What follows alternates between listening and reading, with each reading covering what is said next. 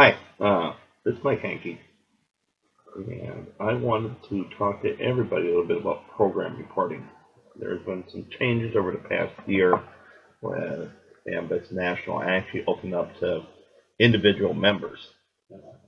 Up to that point, there were a couple designated individuals at post level that could input programming for the whole post. Since that change, that's opened up so any member of any post can input their own program hours, which is beneficial when we take a look at the statuses of our 501c3s and as well as our C19s and ensuring that we maintain that tax-free status with the IRS. A lot of people think we're a charity. We're not. We're actually a fraternity. So it's our responsibility to ensure that we maintain that by doing things within our respective communities that benefit others. And so those are some of the things that I wanted to talk to you today about. So basically, what all an individual needs to do that's a member in good standing is if you go to amvets.org, this is the main page that comes up. And I don't know how many of you have used this. To me, it's a phenomenal site. You can actually see the Amvets Veterans Magazine that's published quarterly, along with a lot of other great stories. Our National Commander always has some information down here, some quick links to their Facebook, their Twitter, their YouTube, their LinkedIn, Google+. Again, this is a great resource, and I encourage everyone to use it. The area that I want to address today is if we look up right here where it says Member Center. The Member Center, top of the page there, 2 clicks over from the Donate button, is in an area that we're going to go into today. So with that said, I'm going to continue this PowerPoint and move forward. On the next page, if you hit the Member Center, this is what page is going to populate. Again, from the amvets.org site, when you punch it in, the Member Center is 2 tabs over from the Donate button. All you need to do is click on that, and this page will populate. When it populates, you're going to see Harry Neal's information's on there. Update membership information login is on there. Resources and forms. How to build a post, as well as member benefits. Now, on the right-hand side, underneath Quick Links is where you want to focus on. On the Quick Links, you will see where it says Planning and Reporting Programs. The Planning Reporting Programs is the area, again, that we're going to focus on today. Go ahead, and if you click that button, again, that's underneath the Quick Links on the right-hand side of the web page, directly above Harry Neal's name.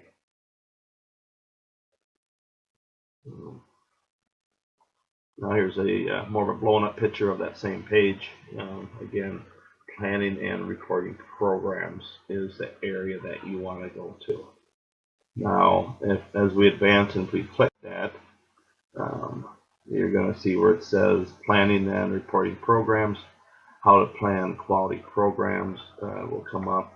On the right hand side, it expands the quick links to where you can either hit just programs, planning programs, reporting programs, scholarships, and other areas.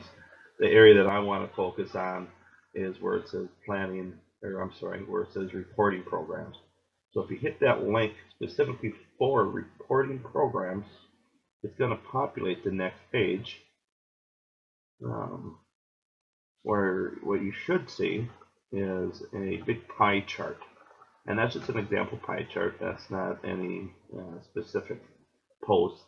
It's just an example.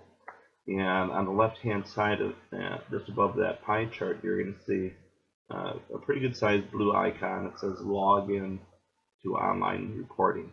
That's where you want to go. So once you hit the Login to Online Program Reporting, what's going to populate from that point is actually an area where you can log in. Now, my personal login automatically populates just because I'm not here so often. I do quite a bit of program reporting for my post. If you've never used it before, there's a new user box directly below where I log in. and it says membership number. So if this is the first time you're using this site, all you need to do is you need to punch in your membership ID number, hit submit, and then there's a process there you go through, and you will be given a password to input your information. So it's a pretty easy procedure. It doesn't take that long, and it's very, very beneficial to do so. Once you log in, your name will populate up above there. For example, mine says Welcome Michael Hankey, Department of Wisconsin. Normally below that will have your address and phone number. I actually took and did some editing on this particular shot just so that my personal information wasn't floating around. But your name and address and phone number should auto-populate underneath where your name appears, or again where mine says Welcome Michael Hankey, Department of Wisconsin, and then your personal information appears. Now from this screen, it's quite a few areas you can go into. You can review reports, add new data, analyze reports, percent of post reporting. You can contact the national director, which is nice. You can hit that button if you have a question about this.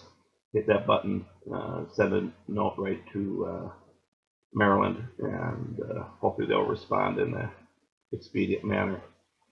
Now, the area that you want to go to when you're reporting, obviously you add new program data right here. All you need to do is click on that button, and what's going to happen is it's going to populate what looks like a big spreadsheet. Now, Amvets has made this pretty user-friendly, pretty easy to use. On the left-hand side, you're going to see program category. And then that next section over, it says comments. Section after that is volunteers. The section after that is hours. When you do the first three areas, you'll see where the fourth column over, it says values at $23.56 per hour. It's going to auto-populate a sum there. You don't need to input anything. And then the block to the right of that is miles. You want to put down the total miles driven, not just by you, but by anyone that is at a function or is out volunteering.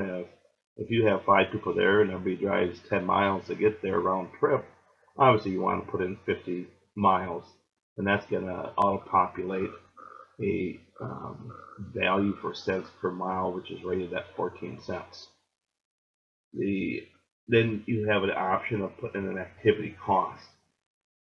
For example, let's say that you were working at a community event and you had a booth set up and that booth cost $150. You'd want to input that number there.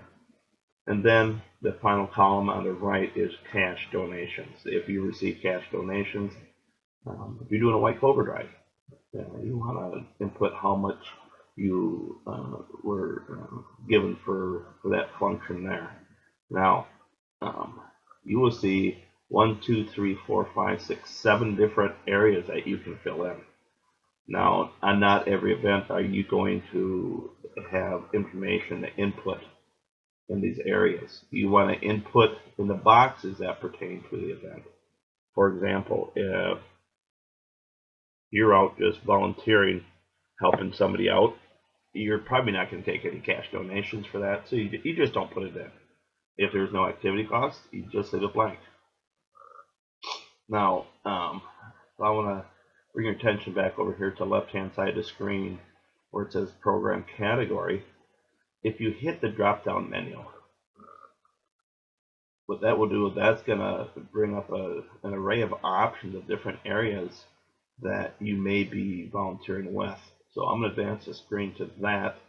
So when you auto-pop, if you hit that drop-down, on the left-hand side, you're going to see a series of programs. Start with 911 ceremonies, Amvets Task Force DVD.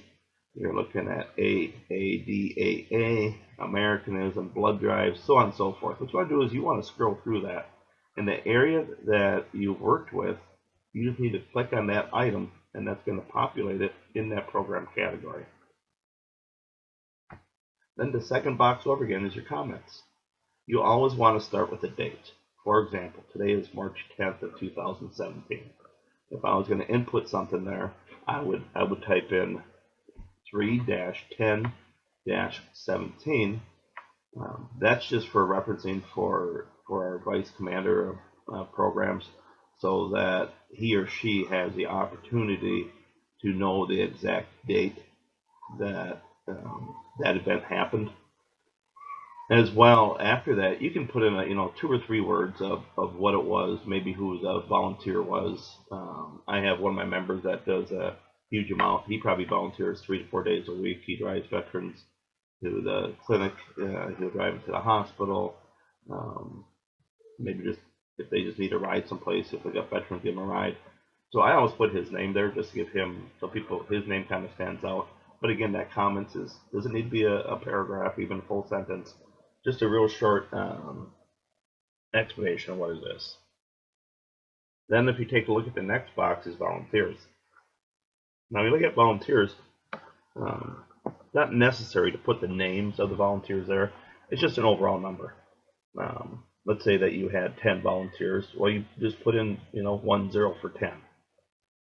And then for hours. Now here's where some people get confused. If you have 10 volunteers at an event, and if you spent 3 hours there with that group of volunteers, you don't want to put in 3, because the overall amount of people that were there is more than 3 hours. If you had 10 volunteers and the event was for 3 hours, you should input 30, because it was 30 man hours that the event took place. So now once you put in the number of volunteers and the number of hours, it is going to, in that 4th column, auto-populate what that figure is. Now, looking at the next column with miles again, and if you take a look at how many miles if those 10 volunteers drove 120 miles round trip from their home to the event and then back again, you want to input that. If there's an activity cost to it, that on the right-hand side of the screen, input that. And of course, if you had any cash donations, input that. Now, once you've done that, the next process, all you need to do is, it's kind of hard to see, but on the bottom of the page, starting on the right, it says clear, then add more blank rows. To the left of that, it says submit 1 step of 2. When you click on that, you just need to confirm it. And once that's all confirmed, it's going to bring you back to this page. Now what this page is going to do is it allows you to take a look and see where your programming is at. And it looks very similar to a few slides ago when we initially clicked on this add new program data. From there you can look at, you can review your reports to see where your post is at for the year. If you want to add more data, you can go back here and add more data like the previous slide. You can analyze the reports. By analyzing reports, it gives you the opportunity to look at and see where you're at for the year for different areas of programming. Again, referencing back, if you're doing funeral honors, it'll show what percentage of your overall volunteer hours went to funeral honors. Just pretty much analyze it. It'll populate a pie chart. You can print it off and share it with members. It's a nice tool to see where you're at.